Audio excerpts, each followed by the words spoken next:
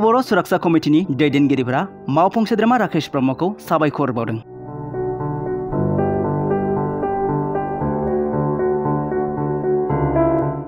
नाथाय मानो मावफुं सोद्रोमा राकेश ब्रह्मखौ साबायखर बावदों?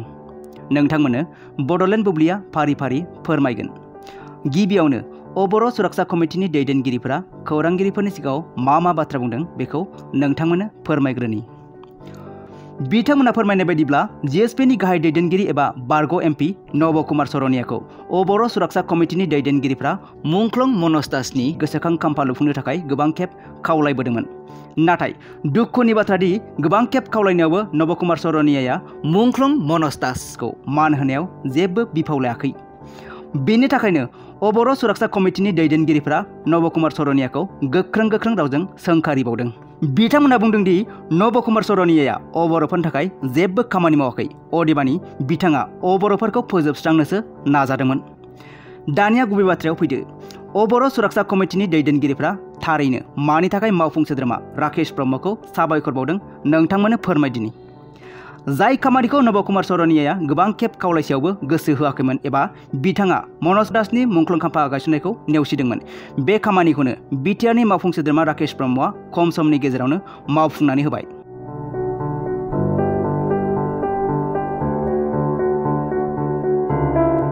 बिनि थाखायनो बर' सुरक्षा कमिटिनि दैदेनगिरिफोरा बिटिआरनि मावफुं सोद्रोमा राकेश ब्रह्मखौ साबायखर बावदों। बेनि अनगायैबो खौरांगिरिफोरनि सिगाङाव बर' सुरक्षा कमिटिनि दैदेनगिरिफ्रा राकेश ब्रह्मखौ माबायदि साबायखर बावदों आरो नब कुमार सरनियाखौ माबायदि गोख्रों रावजों सोंखारिदों बिथांमोननि बुंनायनिफ्रायनो आबुङै मिथिनानै लानि। আমাৰ बर' সুৰক্ষা কমিটিৰ জাতীয় শ্বহীদ মনোজ দাসৰ যি স্মৃতিস্তম্ভ স্মৃতিসৌধ, এই স্মৃতিসৌধটো বনাবৰ কাৰণে আমি বাৰে বৰ সুৰক্ষা কমিটি অসমে হীৰা শৰণীয়াক কৈ আছিলোঁ, অৰ্থাৎ নৱ শৰণীয়াক। কিন্তু তেওঁ এই গোটেই বিষয়টো আওকাণ কৰি এইটো লেহেম কৰি 10 বছৰ অতিক্ৰম কৰিলে।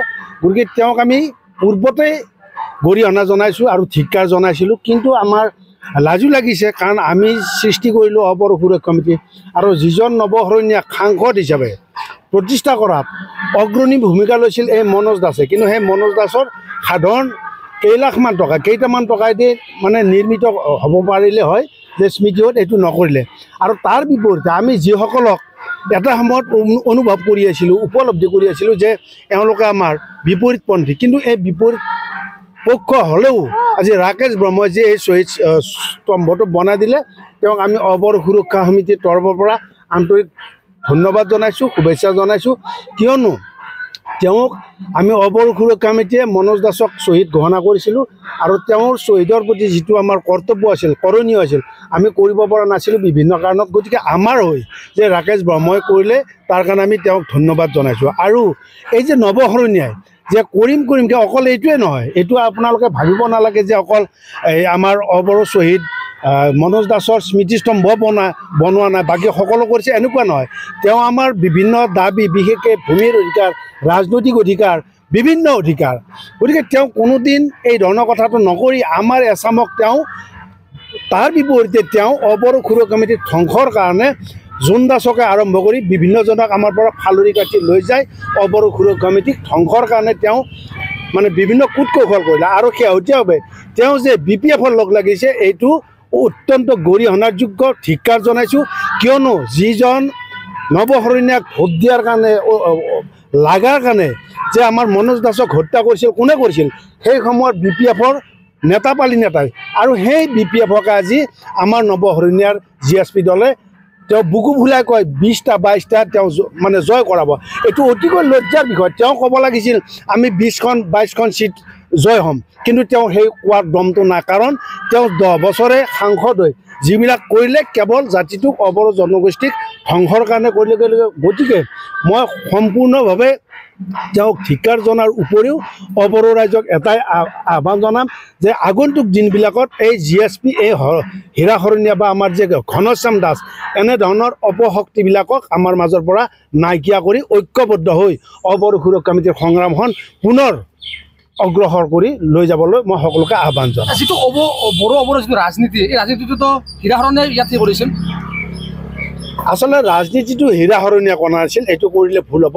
প্ৰথম পৰ্যায়ত অবৰ সুৰক্ষা সমিতিয়ে এজন সাংসদ লাগে, কিয়নো যে ৰাজনৈতিক অধিকাৰ আমি কিছু টানি আজুৰি লওঁ, কিন্তু সেই সুবিধাটো পৰৱৰ্তী সময়ত হীৰা শৰণীয়াই বড়ো অবৰ কৰি পেলাই তেওঁ বড়ো জনগোষ্ঠীটোক আমাৰ শত্ৰু জ্ঞান কৰি বিভিন্নজনক আমাৰ মাজৰ পৰা ফালৰি কাটি লৈ গ'ল। গতিকে হীৰা শৰণীয়াই বড়ো অবৰৰ ৰাজনীতিটো আৰম্ভণিতে কৰা নাছিল, কিন্তু পিছৰ পৰ্যায়ত তেওঁ কাৰোবাৰ পৰাই অবৰ ধ্বংস কৰাৰ কাৰণে তেওঁ এটা ঠিকাহে ল'লে। গতিকে তেওঁ এইটো ধ্বংস কৰাৰ কাৰণে এই ষড়যন্ত্ৰত লিপ্ত হয় দিয়া হ'ব। এইকাৰণে দিয়া হ'ব যে চাওক, যোৱা 5 বছৰত আমাৰ বিজেপি চৰকাৰে গাঁও কৰ্তন হওক, আমাৰ ভূমিৰ অধিকাৰ, আমাৰ ৰাজনৈতিক অধিকাৰ বা বিটিআৰ চুক্তিত উল্লেখ থকা যে গাঁও কৰ্তন আৰু গাঁও অন্তৰ্ভুক্তি, এইবিলাক তেওঁলোকে গাঁও কৰ্তন নকৰি গাঁও অন্তৰ্ভুক্তি সিদ্ধান্ত ল'লে। গতিকে বিজেপিৰ যিবিলাক সমষ্টিত তেওঁলোকৰ কেণ্ডিডেট আছে, তাত আমি প্ৰাৰ্থী দিয়াৰ উপৰিও আৰু 15-16টা সমষ্টিত আমাৰ উভয়টা সমিতিয়ে, অৰ্থাৎ আমাৰ যে মাধৱ ৰাজবংশী আপোনালোকে যে কয় যে আন এটা গোট আছে, আজি আমাৰ লগত তেওঁ আছে। গতিকে আমি উভয় সংগঠনে লগ লাগি উভয়ে আমি তেনেধৰণে 15-16টা সমষ্টিত প্ৰাৰ্থী দিয়াৰ কাৰণে প্ৰতিশ্ৰুতি। আপোনালোকে অবৰ বুলি বুকু ফুলাই ফুৰিছিল, কিন্তু আজি শ্বহীদক আপোনালোকে মূল্য দিব নোৱাৰিলে, ৰাকেশ ব্ৰহ্মই দিব লগা হ'ল। নাই নাই, দুৰ্ভাগ্যজনক হীৰা শৰণীয়াৰ কাৰণে দুৰ্ভাগ্যজনক, আমাৰ কাৰণে নহয়। কিয়নো ৰাকেশ ব্ৰহ্মা আমি শত্ৰু জ্ঞান কৰা নাই। ৰাকেশ ব্ৰহ্মা এটা ৰাজনৈতিক দলৰ ব্যক্তি হয় যদিও অসমীয়া সমাজ ব্যৱস্থাৰ তেওঁ এটা অংগ। গতিকে তেওঁ এটা আমাৰ প্ৰতিনিধি, এই অঞ্চলৰ মুছলপুৰ অঞ্চলৰ তেওঁ প্ৰতিনিধি। মনোজ দাস মুছলপুৰৰ এজন যুৱক আছিল। গতিকে তেওঁ এজন জনপ্ৰতিনিধি হৈ তেওঁৰ এইটো দায়িত্ব কৰ্তব্য, তেওঁক আমি বাহবা দিছোঁ, ধন্যবাদ দিছোঁ, শুভেচ্ছা জনাইছোঁ।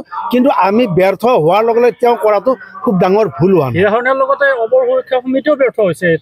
নাই, অবৰ সুৰক্ষা সমিতি এটা ৰাজনৈতিক দল নহয়। এইটো আমি অবৰ সুৰক্ষা সমিতি এটা সংগ্ৰামী সংগঠন। এটা মনোজ দাস আমাৰ শ্বহীদ নহয়, আমাৰ প্ৰায় 1200টা শ্বহীদ আছে। আপোনালোকে যদি BTCৰ ইমূৰৰ পৰা সিমূৰলৈ লক্ষ্য কৰে, প্ৰায় 1200জন আমাৰ শ্বহীদ হৈছে। যি সময়ত আপোনালোক অবৰ বড়ো বুলি কৈ আছিল, সেই অবৰ সুৰক্ষা সমিতিৰ এজন নেতা আছিল মনোজ দাস। নিশ্চয়, কিন্তু বড়োই আজি বনাব লগা হৈছে, ইয়াতকৈ লজ্জা লগাৰ কথা। নিশ্চয় আমি স্বীকাৰ কৰিছোঁ, আমি কৈছোঁ। কিন্তু আমি এই ধৰণৰ কাম কাজ কৰাৰ কাৰণে মানুহ এজন সৃষ্টি কৰিছিলোঁ, হীৰা শৰণীয়া। মই আগতে কৈছোঁ যে আমি যিহেতু ৰাজনৈতিক দল নহয়, এটা ৰাজনৈতিক ইয়াতে টকা পইচাৰ কথা আছে। গতিকে ৰাজনৈতিক এটা শক্তি আমি বনাইছিলোঁ, কাক নৱ শৰণীয়া আৰু ঘনশ্যাম দাস। গতিকে তেওঁলোকে এই ধৰণৰ কথাটো গুৰুত্ব নিদি কেৱল অবৰ সুৰক্ষা সমিতিক ধ্বংসৰ কাৰণে লাগিলে। গতিকে আমি ব্যৰ্থ বুলি নকওঁ, আমি কৰিব পৰা নাছিলোঁ, কিন্তু যিটো কাম আচলতে কৰিব লাগিছিল আমি প্ৰেৰণ কৰা সাংসদগৰাকী, গতিকে তেওঁক আমি ব্যৰ্থ বুলি ক'ব। দীৰ্ঘদিন ধৰি দাবী কৰি আছিল আপোনালোকে গাঁও কৰ্তনক লৈ মানুহৰ মাজত সোমাই গৈছিল আপোনাৰ। হয় হয়, এখনো গাঁও কৰ্তন কৰা নাই। তাৰ কাৰণে হয় আমি সেইটো স্বীকাৰ কৰিছোঁ যে গাঁও কৰ্তন আৰু গাঁও অন্তৰ্ভুক্তিৰ বাবে এখন আয়োগ গঠন কৰিছে। আপোনালোকে গম পায় এই আয়োগখন কিয় গঠন কৰি দিলে। গতিকে আমি আজি অবৰসকল ঐক্যবদ্ধ হৈ থাকিব পৰা নাই কাৰণে চৰকাৰে আমাৰ কথাটো গুৰুত্ব দিয়া নাই। কোনোবা কিন্তু ঐক্যবদ্ধ হৈ আছে, যাৰ কাৰণে নেকি গাঁও অন্তৰ্ভুক্তি তেওঁ কৰিবৰ কাৰণে বাধ্য হৈছে চৰকাৰে। গতিকে মই সেইকাৰণে কৈছোঁ অবৰসকল এতিয়াও ঐক্যবদ্ধ হওক। আমি প্ৰায় 24 লক্ষ ৰাইজ যদি ঐক্যবদ্ধ হওঁ, নিশ্চয় গাঁও কৰ্তন কৰাৰ কাৰণে বিজেপি চৰকাৰ বাধ্য হ'ব।